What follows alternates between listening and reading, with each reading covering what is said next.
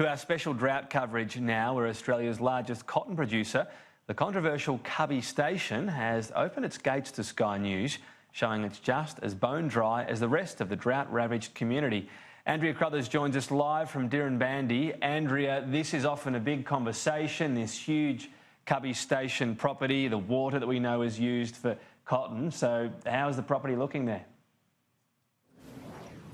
Well, Tom, it's looking just about the rest as everywhere else around here. Very dry. There's not any water. In fact, there are dams as far as the eye can see along Cubbie. We do know that when full, they do have enough water to fill all of Sydney Harbour, although that only happens about once every decade. Now, currently, they do not have one drop of water in any of those dams for irrigated cotton. Now, for a town like Dirranbandi, which is heavily reliant upon ag, particularly cotton, that is obviously bad news. Last year, 1% of this area's cotton was grown due to a lack of water and due to the drought. This year there will be no cotton at all planted unless something drastic happens in the next month or so in terms of rainfall or water to allow people to grow cotton.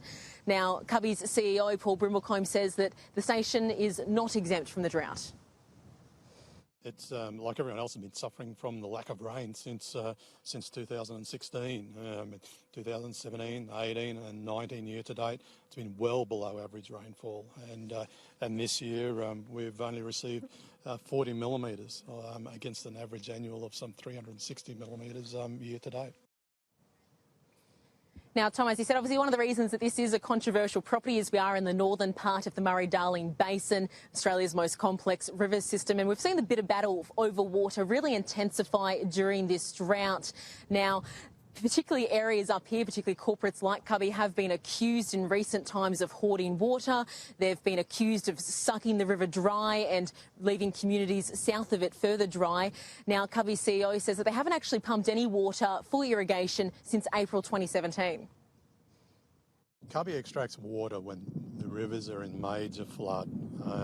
In years when it's low flow or no flow, there's no water here on farm. In the low flow years, we only take a small percentage of the resource and the times. Now, I also asked Paul Brimblecombe about concerns that Cubbie is simply too big and whether it is over-allocated. He has defended that, saying that it is the right amount for the station itself. Now, looking here in town, Tom, we have just had a big bit of wind gust through and it's extremely dusty. You can see the topsoil really coming through town here. We had some fellows blowing through the dust, trying to blow it out of town earlier today. So you can really just see how dry things are here, and morale isn't exactly high either. Andrea Crothers continuing our drought coverage around the nation. And for details on how you can help the farmers, visit skynews.com.au, click on the Big Dry tab and follow the link to how you can help.